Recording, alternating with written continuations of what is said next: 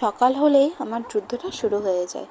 সকালে ঘুম থেকে উঠে সকাল 6টার আগে উঠতে হয়। উঠে মেয়ে সবথেকে কাজ হলো মেয়েকে রেডি করানো। ও উঠতে চায় না, এখনও বায়না করে।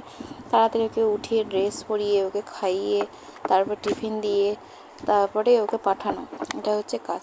আমি আগে উঠি, আমি আগে ওকে রেডি করিয়ে নিই, তারপরে ওর বাবা ওঠে। ওর বাবার কাজ দিয়ে আসা।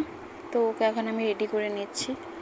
আজকে হচ্ছে টিপ পরিয়ে এরপরে খাওয়াবো।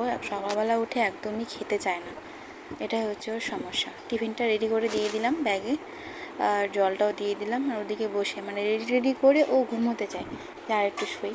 আর খাওয়ার একদমই খেতে চায় না, জোর জবরদস্তি করে একটু খাওয়াতে হয়, না খাওয়ালে হয় না। বাড়ি আস্তে আস্তে 10টা 10:30 বেজে যায়। না খেলেও তো হবে না, তাই না? ওরা তো বলতে পারে না, তাই কোনোরকম যুদ্ধ করে খাওয়া। তারপর ওকে দিয়ে আমি রান্নাটা সেরে নিই। 10টা 10:30টার সময় ওকে আনতে যাই। তো গিয়ে দেখি খুঁজেই পাচ্ছি না, এই তো খুঁজে পেয়েছি।